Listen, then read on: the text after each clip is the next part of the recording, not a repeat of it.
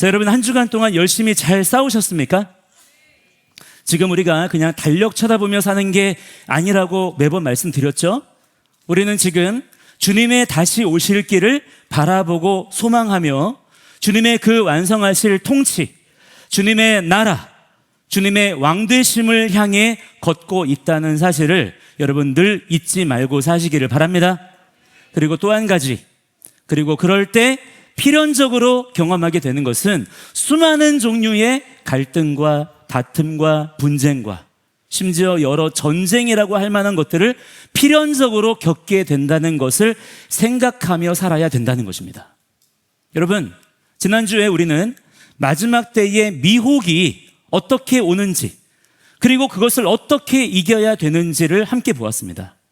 미혹이라고 하는 것이 결코 가벼운 것이 아니고요, 이 마지막 때에 언약의 성취를 앞두고 있는 이 상황들에서 얼마나 이 미혹이라고 하는 것이 치명적이고 위험한 것일 수 있는지를 다시 한번 우리가 말씀을 통해서 상기하고 다짐하고 재무장을 하는 그런 시간들을 우리가 가졌었던 것입니다.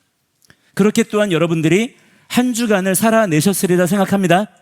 자, 그런데 이번 주에 우리가 보게 되는 말씀들에서는 하나님께서는 한 걸음 더 나아가세요. 이제는 아예 전쟁의 규례를 주시는 것입니다. 가나안 땅을 코앞에 둔 백성들에게, 이제 광야의 여정을 다 마친 백성들에게 전쟁에 대해서 말씀해 주시는 거예요. 자, 이게 무슨 말일까요? 하나님의 백성은요, 전쟁을 피해 다니는 백성이 아니라는 거예요. 우리는 피난민으로 여행객으로 부름받은 자들이 아니라 하나님의 군대로 부름받았다는 사실을 기억하며 사시기를 바랍니다. 그게 우리의 기본적인 정체성이에요. 하나님의 명령하심에 따라 전쟁할 줄 알아야 된다는 것입니다. 자, 여러분 잊지 마세요. 우리 지금 이 땅 가운데 소풍 나온 거 아닙니다. 피크닉 나온 거 아니에요. 놀러 나온 거 아니라 이 말입니다. 우리는 지금 전쟁 중이에요. 지금의 이 나라의 이 상황만 그런 것이 아니라 우리가 예수님을 나의 구주로 고백한 그 날부터 우리의 삶은 단 1분 1초도 쉬지 않고 치열한 전쟁터에 그 한복판에 놓여져 있었다는 사실, 앞으로도 우리 주님 다시 오실 그날까지 그것이 계속될 거라는 사실을 여러분 잊지 말고 사셔야 된다는 것입니다. 그래야지만 우리에게 주어진 신앙 생활을, 믿음 생활을 제대로 감당할 수가 있다라는 거예요. 그 전쟁이라고 하는 것이 대체 어떤 전쟁을 말하는 것인지는 다 알고 계시죠? 총칼이 오가는 그런 전쟁이 아닙니다. 영적 전쟁, 즉 진리 전쟁, 즉 무엇입니까? 메시지 전쟁이에요. 무슨 비유가 아니라 실제 상황인 것입니다. 이 전쟁의 상황을 피해서 살 수 있는 사람은 있습니까? 없습니까? 아무도 없는 것입니다. 그렇기 때문에 반드시 싸워야만 하고요, 싸웠으면 이겨야만 하는 그런 문제가 우리들의 인생 가운데 놓여져 있다는 거예요. 그런데 문제가 뭐냐면 정작 이 전쟁의 한복판에 서 있는 우리가 무엇을 위해 싸우는지, 왜 싸우는지, 누구와 싸우는지, 어떻게 싸워야 되는지를 모른다는 것입니다. 그것이 현재 우리 기독교인들의 일반적인 상황과 수준이라는 거예요. 여러분, 전쟁의 목적을 모르는 군대가 어떻게 전쟁을 이길 수가 있겠습니까? 그런 역사가 있나요? 전쟁의 목적을 모르면요, 총을 들고도 지는 거예요. 어디를 향해 쏴야 되는지, 아군이 누구고 적군이 누군지 파악하기가 어렵게 되기 때문입니다. 자, 그런데 오늘 본문이 우리에게 바로 이 네 가지의 질문에 대한 답을 정확하게 주고 계시는 것입니다. 우리가 전쟁을 치러야 되는데 그 전쟁을 할 때 무엇을 위해 싸워야 되는지, 왜 싸워야 되는지, 누구와 싸워야 되는지, 그리고 어떻게 싸워야 되는지에 대해서 하나님께서 친히 자기 백성들에게 가르쳐 주시고 명령해 주신다는 것이죠. 자, 그렇다면 첫째로 우리는 무엇을 위해 싸워야 되는 것일까요? 오늘 본문의 10절 말씀을 함께 같이 한번 다시 읽어보도록 하겠습니다. 시작. 내가 어떤 성읍으로 나아가서 치려할 때에는 그 성읍에 먼저 화평을 선언하라. 할렐루야. 아멘, 아멘. 전쟁을 나갈 때에 첫 번째로 기억해야 될 사실이 뭐라는 것입니까? 무조건 그냥 돌격 앞으로가 아니라는 거예요. 뭐를 선언하라는 것입니까? 화평부터 선언하라는 것입니다. 여기서 선언하라라는 말이요, 히브리어로 카라라고 합니다. 크고 단호한 소리로 소리내어 선포하는 것을 말하는 거예요. 슬쩍 흐르는 것이 아니고요, 가만히 속삭이는 게 아니라 온 성읍의 사람들이 다 들을 수 있도록 큰 소리로 외치는 것입니다. 샬롬 라켐, 너희들에게 평강이 있을지어다, 너희가 화평하기를 원한다. 이것이 우리가 전쟁에 나갔을 때에 맨 처음 할 일이라는 거예요. 자, 이것이 무엇을 말해줍니까? 하나님의 백성 이스라엘이 치러야 되는 전쟁의 목적은요, 싸움 그 자체가 목적이 아니라는 거예요. 정복을 하기 위함도 아니고요, 약탈도 아니고요, 어떤 복수를 위함도 아니라는 것입니다. 전쟁의 목적은 무엇입니까? 샬롬이에요. 그 땅 가운데 샬롬을 이루기 위해서 전쟁을 하는 것입니다. 그 땅에 하나님의 평화가 세워지도록 하는 거예요. 자, 그래서 상대가 그 화평의 선언을 받아들이면 전쟁은 거기서 그냥 끝나는 거예요. 싸우지 않고도 얻는 샬롬이 최선인 것입니다. 자, 실제로 11절의 말씀을 보시면요, 만약에 그 성읍이 그 화평의 선언을 받아들이고 성문을 열면 그 주민들과 함께 살아가게 되는 것을 볼 수가 있어요. 한번 같이 보실까요? 11절입니다. 11절 시작. 그 성읍이 만일 화평하기로 회답하고 너를 향하여 성문을 열거든 그 모든 주민들에게 내게 조공을 바치고 너를 섬기게 할 것이요. 아멘. 전쟁 없이, 피 흘림 없이 그 땅에 뭐가 세워지는 것입니까? 샬롬이 세워지는 것입니다. 그리고 그들도 이스라엘 백성들을 통해서 하나님의 선하신 통치를 함께 받게 되어지는 은혜를 누리게 되는 거예요. 얼마나 그 땅 가운데 은혜가 임하는 것입니까? 하나님은요, 결코 사륙을 즐겨 하시는 분이 아니세요. 우리 하나님은 좋으신 분이십니다. 우리 하나님은 선하신 분이세요. 에스겔 말씀에도 보시면요, 하나님은요, 악인이 죽는 것을 기뻐하지 않으시고 돌이켜 사는 것을 기뻐하신다고 말씀하셨습니다. 하나님은요, 심판보다 회복을 원하시고요, 멸망보다 돌이킴을 원하시는 좋으신 분이신 줄을 여러분 믿고 사시기를 바랍니다. 자, 그러므로 우리가 하나님의 군대로 부름받아서 하나님의 군대로서 전쟁에 참전할 때에 이 기준을 아는 것이 정말 중요한 것입니다. 지금 이 시대에 이런저런 이유들로 전쟁하고 있는 사람들이 많아요. 그런데 가만히 보면요, 어느 순간부터는 전쟁의 목적 자체를 망각해버리고요, 아예 싸움 그 자체가 목적이 되어버린 사람들이 많은 것 같습니다. 분노가 동력이 되어버리고요, 증오가 연료가 되는 거예요. 상대를 무너뜨리는 쾌감으로 싸우는 것입니다. 지금 그런 사람들이 이 땅 가운데 많아요. 여러분, 그런 싸움은요, 아예 처음부터 잘못 싸우는 것이라는 사실입니다. 설령 이겼다 해도 지는 싸움인 거예요. 왜냐하면 그 싸움의 끝에는 뭐가 없기 때문입니까? 샬롬이 없기 때문이에요. 우리가 지금의 이 시대와 싸우는 목적은요, 누군가를 이겨먹기 위함이 아니에요. 누군가를 증오하고 미워하기 때문도 아닌 것입니다.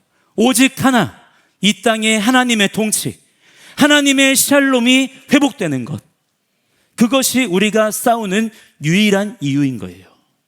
그래서 하나님의 군대는 싸우러 나가면서도 가장 먼저 화평을 외치는 군대여야 한다는 것입니다. 자, 이것을요, 먼저는 우리 삶의 가장 가까운 자리에서부터 적용해 보셔야 됩니다. 우리는 늘 전쟁 가운데 있어요. 우리가 가장 빈번하게 전쟁을 치르는 상황이, 환경이 어디입니까?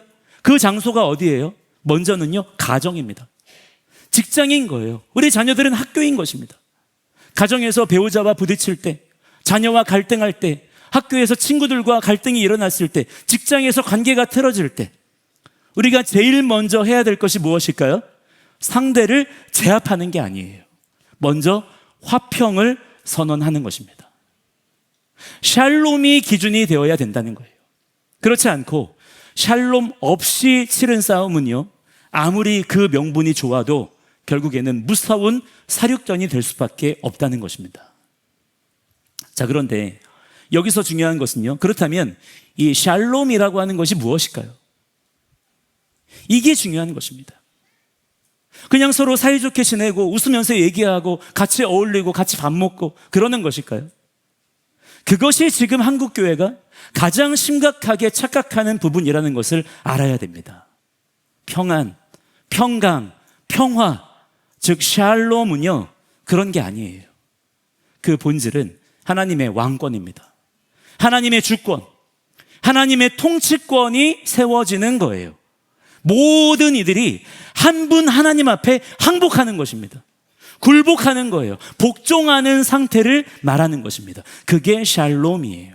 그게 평강인 것입니다. 자, 여러분, 평화가 있으려면 뭘 해야 됩니까? 서로 간에 더 이상 다툼이 없어야 됩니다. 서로 다른 왕을 섬기는 상태에서는 절대로 그 평화가 지켜질 수가 있어요, 없어요? 없는 거예요. 그렇기 때문에 어느 한쪽이 반드시 다른 편의 왕에게 굴복을 해야지만 그 평화가 성립될 수가 있는 것입니다. 서로 다른 왕을 섬기면서 어떻게 평화로울 수가 있겠어요? 그렇다면 과연 누구에게 굴복을 해야 되겠습니까? 오직 유일하신 한 분, 만왕의 왕이신 하나님께 우리는 함께 엎드리는 자들이 되어야 될 줄을 믿습니다. 지금 우리나라에 평화가 찾아오려면요, 우리나라 국민들이요, 바로 이 선택을 해야 되는 거예요. 공산주의자들에게 머리 숙여 굴복을 하든지 아니면 하나님께 굴복을 하든지 그 선택을, 그 결정을 지금 해야 되는 것입니다. 왜 그렇습니까? 하나님은 유일하신 한 분 여호와이시고요, 공산주의자들, 인본주의자들, 좌파 세력들은요, 그 한 분 하나님을 대적하고 맞서는 자들이기 때문이에요. 자, 그렇다면 다른 선택지가 있나요? 한쪽이 반드시 굴복해야만 그 땅에 어떤 식으로든 평화가 찾아오는 것입니다. 이것이 해결되지 않은 상태에서 아무리 서로 싸워봐야 결국 아무런 명분도 목적도 없는 우리끼리의 그냥 자존심 싸움, 감정 싸움밖에 안 되는 거예요. 누가 이겨도 결국에는 똑같은 것입니다. 우리는 지금 이걸 봐야 된다는 거예요. 나한테 굴복하라는 게 아니에요. 내 앞에 무릎 꿇으라는 게 아닌 것입니다. 그렇게 하면 안 돼요.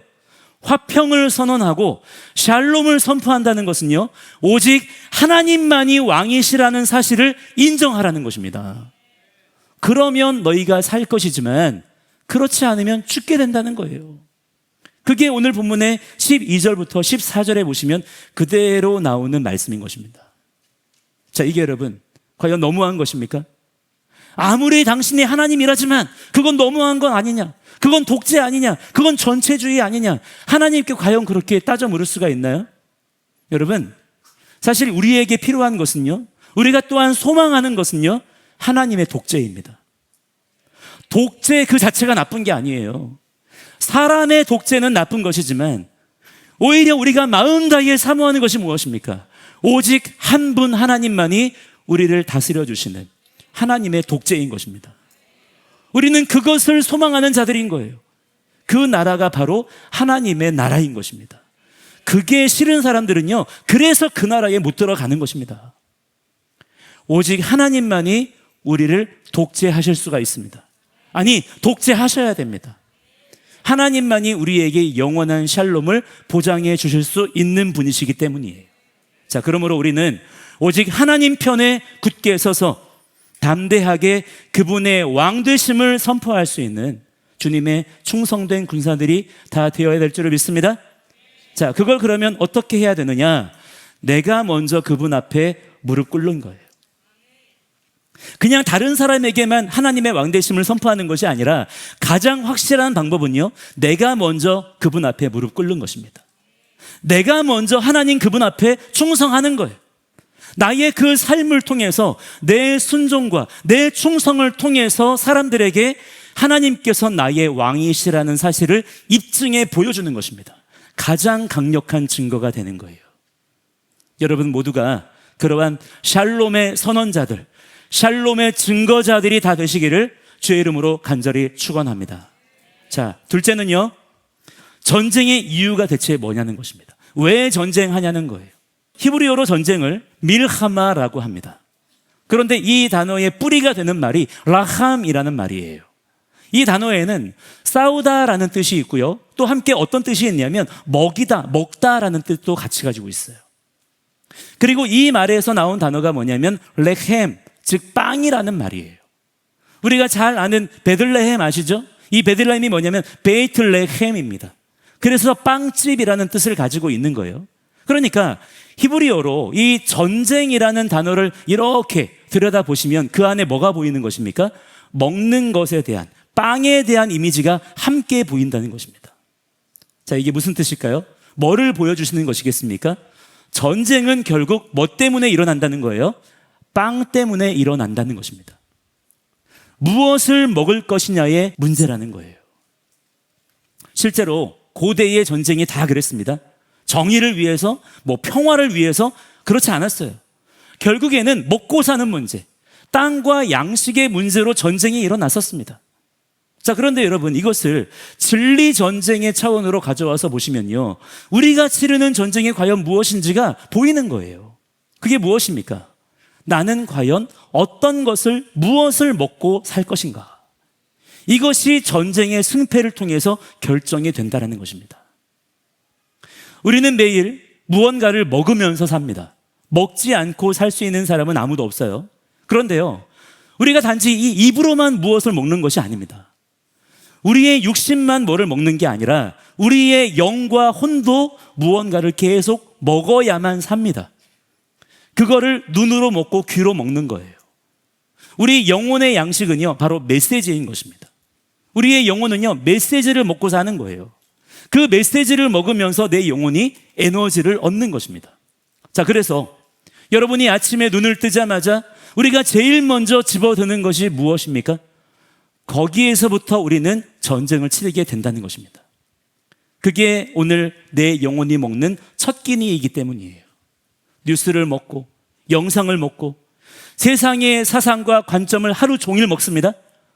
눈과 귀는 항상 열려있기 때문에 내가 특별히 그것을 의식하지 않는 한 세상이 주는 그 메시지를 계속 받아 먹을 수밖에 없는 거예요. 그렇게 먹은 것이 결국 내 생각이 되고요, 내 판단이 되고요, 내 인생이 되는 것입니다. 여러분, 인류 최초의 전쟁이 언제 어디에서 일어났었습니까? 창세기 3장에서 에덴에서였어요.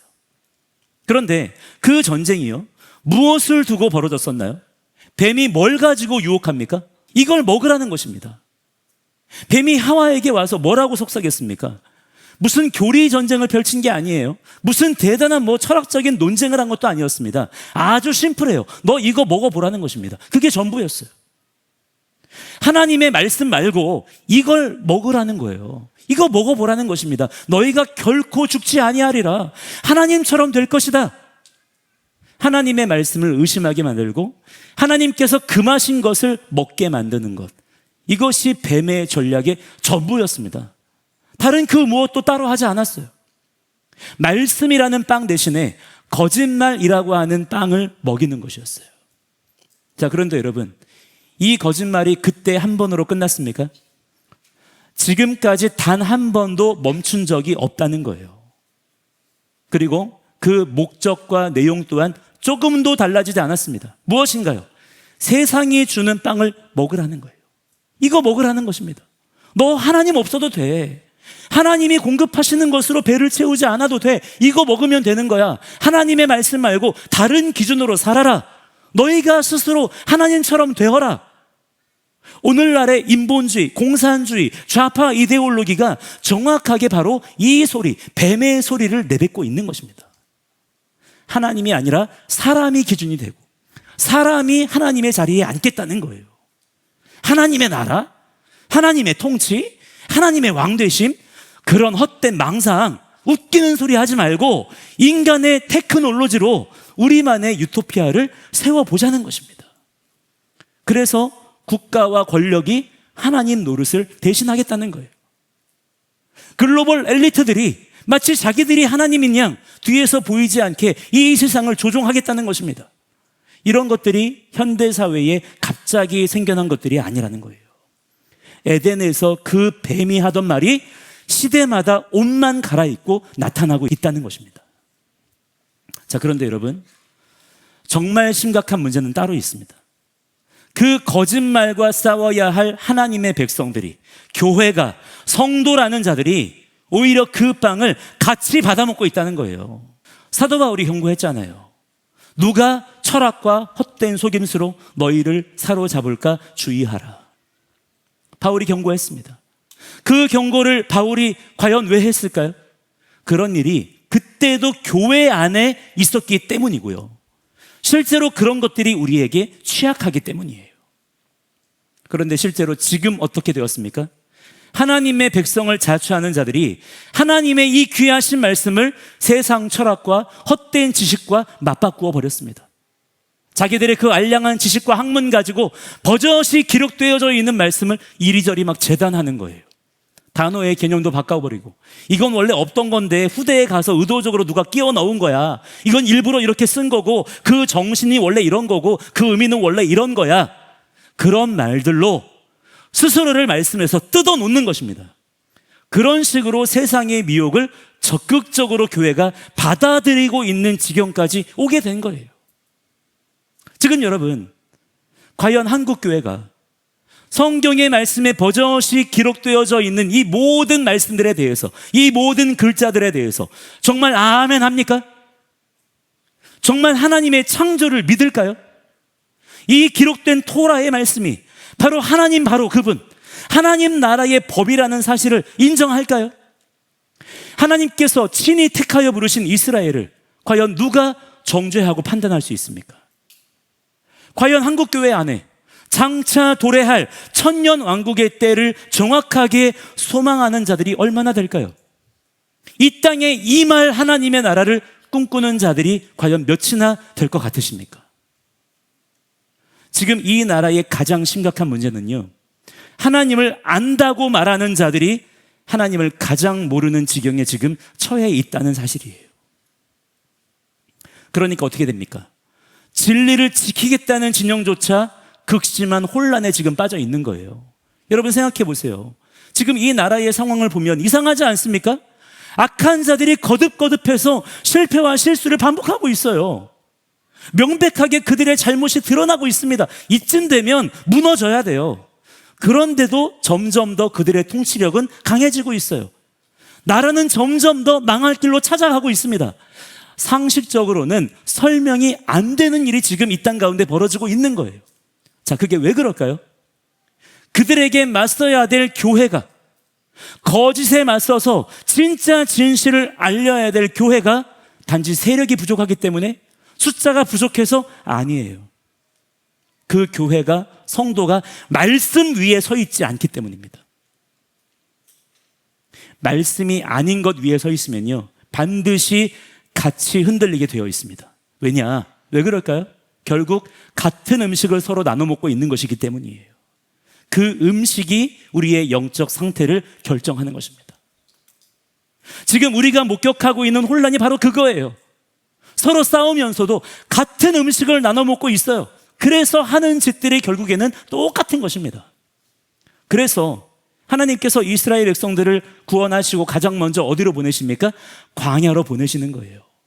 가나안 땅으로 점프하는 게 아닙니다. 광야로 보내셔서 훈련시키시는 거예요. 거기에서 어떤 훈련할까요? 가장 중요한 훈련은요, 먹는 훈련인 것입니다. 애굽에서 먹었던 음식을 제거하고 차단하고 이제는 이 광야에서 하늘에서 내려오는 음식만을 40년 동안 먹어야 돼요. 그들의 입맛이 완전히 바뀌어져야 된다는 것입니다. 날마다 하늘의 양식을 받아 먹으면서 40년 동안을 그렇게 살게 하신 거예요.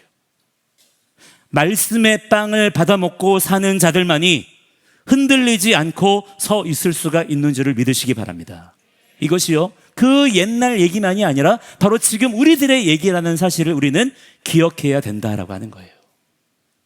여러분, 날마다 말씀 받아 먹는 자들이 되시기를 바랍니다. 말씀은요, 그냥 읽는 게 아니에요. 먹는 것입니다. 말씀은 씹어서 먹어야 돼요. 내 영혼의 양식이 되게 해야 됩니다. 자, 그렇다면 가장 먼저 뭐부터 해야 될까요? 아침에 일어나시면요, 커튼부터 걷어야 된답니다. 이불부터 얼른 개야 된대요. 그리고 나에게 들어오는 메시지를 구별해서 좋은 것으로 먹으세요. 말씀을 소리내서 읽기에 가장 좋은 시간은요, 자기 전이 아닙니다. 하루의 첫 시간이에요. 그 시간은 내가 절대 빼앗기지 않을 수가 있기 때문입니다. 내가 원하는 만큼 그 시간은 내가 확보할 수 있어요. 그 시간을 여러분 힘써 가지는 자들이 되시기를 축복합니다. 그러면 우리가 사는 거예요. 그리고 의지적으로 말씀을 먹으세요. 먹여줘야 먹지 마시고 찾아서 먹으세요. 기록된 말씀을 먹으세요. 가급적 날것의 싱싱한 말씀을 먹으세요. 누가 조리하고 양념치고 이것저것 섞은 그런 거 말고 먼저는 기록된 말씀부터 손가락으로 짚어가시면서 소리 내서 읽으세요. 그렇게 먹으셔야 됩니다. 제발 그것부터 하세요. 해보고 나서 된다 안 된다를 얘기하세요. 하나님의 말씀은 살아있고 활력이 있어 좌우의 날선 어떤 검보다 예리하다 그랬습니다. 그 말씀의 능력으로 돌파하며 살아가시는 주님의 강한 군사들이 다 되시기를 우리 주 예수 그리스도 이름으로 간절히 축원합니다. 자, 세 번째는요. 그렇다면 우리는 과연 누구와 싸워야 될 것이냐 하는 거예요. 그냥 아무하고나 막 시비 걸고 다니면 되겠습니까? 그거는 양아치죠. 불안당인 것입니다. 자, 본문을 다시 보시면요. 하나님께서 성읍을 두 종류로 구분하고 계신 것이 보입니다. 15절과 16절을 함께 다시 한번 읽어보겠습니다. 15절, 16절 시작. 내가 내게서 멀리 떠난 성읍들 곧 이 민족들에게 속하지 아니한 성읍들에게는 이같이 행하려니와 오직 내 하나님 여호와께서 내게 기업으로 주시는 이 민족들의 성읍에서는 호흡 있는 자를 하나도 살리지 말지니. 아멘. 그리고 그 구체적인 목록들이 17절에 쭉 나오고 있어요. 멀리 있는 성읍들에게는 화평을 선언하고 그렇게 화평이 성립이 되면 함께 그들과 사는 거예요. 그런데요, 가나안 7족속에 대해서는 호흡 있는 자를 하나도 살려두지 말라고 명령하십니다. 여러분, 이 구분이요 굉장히 중요한 거예요. 화평할 수 있는 것과 절대로 화평할 수 없는 것이 있다는 것입니다. 이것을 분별하는 것이 전쟁의 지혜라는 거예요. 내 맘대로 싸우는 게 아니라는 것입니다. 자, 그러면 왜 이 가나안의 7족속만큼은 진멸하라고 하셨을까요? 18절에 그 이유가 정확하게 나옵니다. 함께 읽겠습니다. 시작. 이는 그들이 그 신들에게 행하는 모든 가증한 일을 너희에게 가르쳐 본받게 하여 너희가 너희의 하나님 여호와께 범죄하게 할까 함이니라. 아멘. 그들을 남겨두면 그들이 반드시 너희를 가르치고 본받게 하고 결국 범죄하게 만든다는 거예요. 미혹할 거라는 것입니다. 가나안의 가증한 일이 어떤 것이었습니까? 자기 자녀를 불살라 신에게 바치는 지경까지 간 음란과 폭력이었어요. 그런 문화와 화평하는 것은 공존이 아닌 것이죠. 감염되는 것입니다. 같이 심판받게 되는 거예요. 그래서 그들에게는 타협이나 용서가 없어야 된다는 것입니다. 자, 그런데 여러분, 이 가나안의 영이요, 우리가 절대로 타협하지 말아야 되고 진멸해야 될 이 가나안의 영이요, 지금도 우리 삶 속에 버젓이 살아 있습니다. 어디에 있을까요? 내 안에 있습니다. 내 안에. 내 안에 아직도 진멸되지 않고 살아남아 있는 죄성이 있지요. 여러분에게도 있지요. 저에게도 있습니다. 그 옛사람의 습관, 은밀하게 타협하고 있는 어둠의 영역들이 바로 우리 안에 여전히 남아있는 거예요. 혹시 여러분, 아무도 모르게 숨겨놓고 보는 것들이 있지 않습니까? 아무도 모르게 숨겨놓고 먹는 것들이 있지 않아요? 그게 내 안에 가나안이에요. 입술에서 아직도 끊어지지 않고 있는 험담과 불평과 비방이 있습니까? 그게 가나안입니다. 정직하지 못한 돈의 습관, 은밀한 음란함, 버리지 못한 미움과 원한, 하나님보다 앞서 있는 어떤 집착, 그것들이 다 내 기업의 땅 안에 살아남아 있는 가나안 족속들인 거예요. 그런데 우리가 그것들과 지금 어떻게 하고 있습니까? 화평 조약을 맺고 있어요. 아, 이 정도는 괜찮아. 이거는 그냥 내 성격이야. 내 MBTI는 원래 이래. 그런 식으로 남겨둔 것들이 많은 것입니다. 이 내 기질이라는 거예요. 어쩔 수가 없다라고 타협하는 것입니다. 세상의 불의와 거짓된 사상들에 맞서 싸운다고 하면서, 종교 통합 운동은 대적한다고 하면서, 정작 내 안에 가나안은 그냥 남겨둔다면 어떻게 되겠습니까? 그 남겨둔 가나안이 반드시 누구를 무너뜨려요? 나를 무너뜨리는 거예요. 이스라엘의 역사가 그것을 증명하지 않습니까? 대적들이 무너뜨린 게 아니에요. 스스로 무너진 것입니다. 여호수아 시대에 진멸하지 못하고 남겨둔 족속들이 사사 시대에 가서 어떻게 되었습니까? 두고두고 이스라엘의 가시와 올무가 되어서 결국 이스라엘로 하여금 그들의 신들을 섬기게 만들었던 거예요. 18절에 그 경고가 그대로 그들에게 이루어졌던 것입니다. 그래서 영적 전쟁, 진리 전쟁이라고 하는 것은 밖을 향해서 말씀의 칼을 휘두르기 전에 먼저 어디부터 향해야 되겠습니까? 내 안부터, 나 자신부터 말씀의 창을, 말씀의 칼을 들어야 되는 것입니다. 이 말씀은 누가 들어야 되는데, 저 말씀은 누구한테 꼭 필요한 말씀인데, 그러지 말라는 거예요. 내 안에 가나안을 진멸하지 못한 사람이 바깥의 가나안과 어떻게 싸우겠습니까? 그렇게 나선다면 그 싸움은 이미 진 싸움이에요. 그래서 하나님께서 이스라엘 백성들에게 먼저 40년의 광야를 겪게 하시면서 그 가운데에서 그들의 고집을 다 드러나게 하신 것입니다. 그거 가지고는 가나안 땅에 들어갈 수가 없기 때문이에요. 사도 바울이 분명하게 말했어요. 우리의 씨름은 혈과 육을 상대하는 것이 아니다라는 것입니다. 믿으십니까? 우리의 싸움의 대상은요, 사람이 아니라는 거예요. 공산주의에 미혹된 그 사람이 내 원수인 게 아닌 것입니다. 그 사람을 사로잡고 있는 공산주의의 거짓말이 원수인 거예요. 나를 비난하고 비방하는 그 이웃이 진멸의 대상이 아닌 거예요. 그 배후에서 역사하는 어둠의 영과 권세가 우리의 대적인 것입니다. 만일 우리 가운데 이 구분이 무너지면요, 우리는 자칫 미움과 증오의 군대가 될 수 있다는 것을 우리가 주의해야 된다는 거예요. 자, 그러면 마지막으로 우리가 어떻게 싸워야 될까요? 무슨 무기로 싸워야 되겠습니까? 사실 우리는 이 부분에 대해서 이미 그 답을 충분히 우리가 알고 있기도 하고요. 우리 주님께서도 친히 자기 몸으로 그것을 정확하게 보여주셨어요. 마태복음 4장에 나오는 광야의 시험의 장면이 나옵니다. 그런데 그 광야의 시험을 잘 보시면요, 이 마지막 때를 살아가는 우리에게 주어진 세 개의 전쟁이 그대로 투영되는 것을 볼 수가 있습니다. 첫 번째는 뭐냐면 빵의 전쟁이에요. 마귀가 첫 번째로 뭐라고 합니까? 돌들로 떡덩이가 되게 하라는 거예요. 너희의 필요한 것들을 너희의 가진 능력으로 채우라는 것입니다. 자, 그때 예수님께서 뭐라고 대답하십니까? 뭐라고 사단의 공격을 물리치시나요? 함께 소리내어 선포하겠습니다. 마태복음 4장 4절입니다. 시작.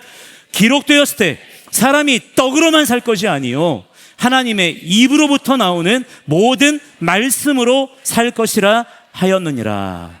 아멘. 이것이 또한 사단의 공격에 대한 우리의 대답이어야 된다는 것입니다. 세상이 주는 빵이 아니라 하나님의 입에서 나오는 빵을 먹겠다는 선언을 해야 된다는 거예요. 두 번째는요, 진리의 전쟁입니다. 자, 이번에는 마귀가요, 어떻게 오나요? 기록되었으되 하고 하여. 이놈이요, 이제는 성경 말씀을 들고 찾아오는 것입니다. 시편 말씀을 가져다가 성전 꼭대기로 데려가서 뛰어내리라고 미혹하는 거예요. 마지막 때의 미혹이 바로 정확히 이 모습이라는 것을 알아야 됩니다. 성경을 아예 부정하는 게 아니에요. 다른 이교, 다른 종교로 오는 게 아닌 것입니다. 성경의 말씀을 가지고서 이거를 비틀어서 오는 거예요. 말씀을 인본주의적 관점으로 해석해서 진리 비스무리한 거짓을 만들어 가지고 오는 것입니다. 자, 그런데 그때도 예수님께서 그 미혹을 어떻게 물리치십니까? 함께 선포하겠습니다. 이번엔 5절이에요. 시작.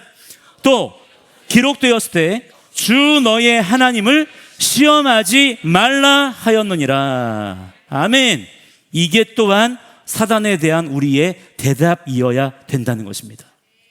비틀어지고 왜곡된 말씀들, 여러 교리들, 여러 신학적인 논쟁들, 거기에 대해서 기록된 말씀으로 이겨야 된다는 거예요. 그래서 여러분, 아무리 유명한 사람의 말이라도, 아무리 은혜롭게 들리는 설교라도 그대로 여러분 삼키지 마시고요. 말씀에, 기록된 말씀에 비추어서 확인하셔야 돼요. 베레아 사람들이 바울의 설교를 듣고도 어떻게 했습니까? 그냥 아멘한 게 아니에요. 이것이 그러한가 하여 날마다 성경을 상고했던 것처럼 우리 또한 그렇게 해야 되는 것입니다. 기록된 말씀을 부지런히 읽고 자기 안에 채우시는 성도가 이 시대에 미혹을 당하지 않게 된다는 것입니다. 자, 세 번째는요, 예배 전쟁입니다. 어떤 종교 의식의 그런 문제가 아니고요, 누구를 섬기며 살 거냐의 전쟁이라는 거예요. 마귀가 마지막으로 뭐라고 합니까? 내게 엎드려 경배하면 천하 만국과 그 영광을 다 주겠다는 거예요. 아니, 목적만 이루면 되지 누구에게 절하는 게 뭐가 그렇게 중요하냐는 것입니다. 그럴듯한 말로 그렇게 미혹하는 거예요. 여러분, 이런 식의 미혹이 오늘날 우리에게 얼마나 많습니까? 예배는 드리는데 그 예배의 대상이 슬그머니 바뀌는 것입니다. 내 삶의 주도권이 하나님이 아니라 내가 되어 있는 경우들이 너무나 많이 있는 거예요. 자, 그런데 그럴 때 주님께서 뭐라고 하십니까? 자, 이번에는 함께 10절에 있는 말씀을 선포하겠습니다. 사단아 물러가라, 기록되었을 때 주 너의 하나님께 경배하고 다만 그를 섬기라 하였느니라. 아멘. 자, 이것이 또한 우리의 입술에서 터져 나와야 된다는 거예요. 우리도 여러분 스스로에게 물어봐야 됩니다. 나는 지금 누구를 위해 예배하고 있는가? 너무나 당연하게 그냥 나는 하나님을 예배하고 있다? 착각일 수 있다는 거예요. 다시 들여다봐야 된다는 것입니다. 잘 살펴보셔야 된다는 거예요. 나는 지금 누구를 예배하고 있는가? 내가 지금 이거를 선택하고 내가 이거를 결정하고자 하는데 내가 이거를 선택하고 결정하고자 하는 이유가 무엇인가? 내가 이걸 해서 과연 하나님께 어떤 영광이 될 것인가? 거기에서 영적 전쟁의 승패가 갈라지게 된다는 거예요. 자, 여러분, 이 세 번의 전쟁에서 예수님께서 사용하신 무기가 무엇이었습니까? 세 번 모두 기록되었으되로 싸우신 거예요. 그냥 말씀이 아니에요, 여러분. 어떤 신학 지식이 아닌 것입니다. 어떤 교리나 어떤 논리 체계가 아니었던 거예요. 어떤 은사나 능력으로 이기신 것도 아니었습니다. 기록된 말씀으로 이기셨어요. 신학이나 지식이나 은사나 능력이 필요 없다는 게 아니에요. 가장 기본은, 아니 그 모든 것들의 진짜 능력은 오직 기록된 말씀의 성취에 있다는 것입니다. 하나님의 아들이신 그분께서도 이렇게 기록된 말씀으로 싸우셨다면 우리에게 다른 무기가 있겠습니까? 필요가 있겠나요? 우리의 무기도 오직 기록된 말씀밖에 없어야 되는 거예요. 자, 그런데 여러분, 지금 이 시대의 기독교인들이 말씀에 대한 소망이 없어요. 하나님의 말씀, 이 기록된 말씀, 토라, 율법에 대해서 오히려 부정적인 선입견들로만 가득합니다. 그거 가지고 뭐가 되겠냐는 거예요. 힘으로 눌러야지, 세력을 모아야지, 말빨이 좋아야지, 그거 말씀 가지고 거기 써 있는 거 가지고 뭐가 되겠냐는 것입니다. 기독교인들부터가 그러고 있으니 지금 이 시대에 교회의 능력이 도무지 나타나지 않는 거예요. 배도와 배교가 일반화되어 있는 것입니다. 자기가 배도와 배교를 하고 있는지도 몰라요. 그러니까 여러분, 이 시대를 이기는 유일한 길은요, 분명한 것입니다. 말씀으로 달려가는 거예요. 기록된 말씀을 다시 붙잡는 것입니다. 날마다 말씀을 소리내어 읽고요, 가정에서부터 자녀들과 함께 말씀을 나누고요, 부모님께 말씀을 배우고요, 모든 선택과 판단의 자리에서 기록되었으되를 꺼낼 수 있어야 합니다.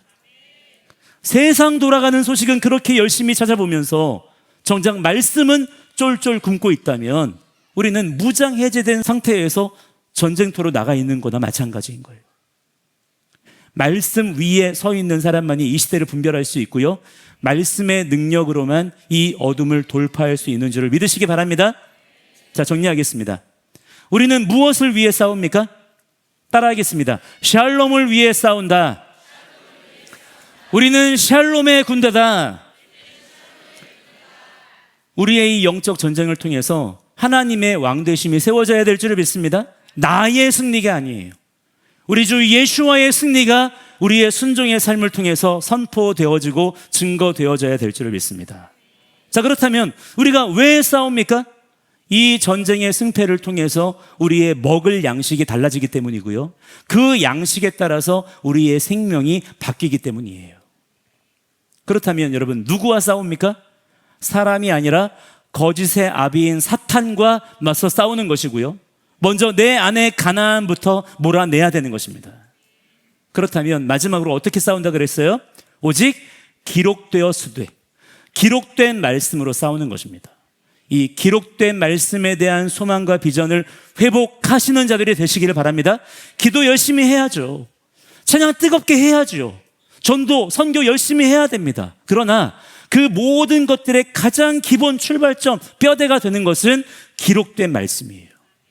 기록된 말씀이 없이는 기도할 수 없고요. 기록된 말씀에 붙잡히지 않은 채로는 우리가 제대로 찬양조차 할 수가 없는 것입니다. 먼저 기록된 말씀을 회복하시는 자들이 되시기를 축복합니다. 결국 여러분, 이 모든 전쟁의 결말을 기억하십시오. 우리 신명기 20장 1절에 보시면 하나님께서 이렇게 말씀하십니다. 함께 읽겠습니다. 시작. 내가 나가서 적군과 싸우려 할 때에 말과 병거와 백성이 너보다 많음을 볼지라도 그들을 두려워하지 말라.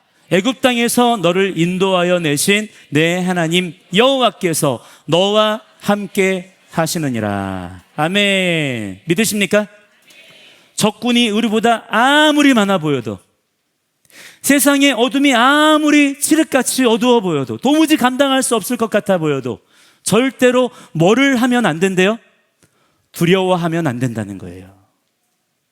왜 그렇습니까? 왜 우리가 두려워하면 안 되죠? 만군의 하나님, 전쟁에 능하신 여호와께서 우리와 함께 싸우시기 때문인 것입니다. 우리가 정말 그것을 믿는다면 두려워하지 아니하고 말씀의 군대로 담대히 참전하는 자들이 되어야 될 줄을 믿습니다. 우리 차한테 앞으로 나와주시고요. 자, 이 한 주간에도 여러분 담대히 싸우러 나가시기를 바랍니다. 물러서지 마시고요. 외면하지 마시고요. 여러분에게 주어진 그 말씀의 칼을 능숙하게 휘두르는 자들이 되시기를 바라요. 그래서 날마다 승리의 전리품을 취하시며 주님께서 마침내 최후 승리를 선언하실 그날을 향해 오늘도 힘있게 걸어가시는 주님의 신실한 종들이 다 되시기를 우리 주 예수와의 이름으로 간절히 축원합니다. 함께 이 시간에 일어나겠습니다. 함께 오늘은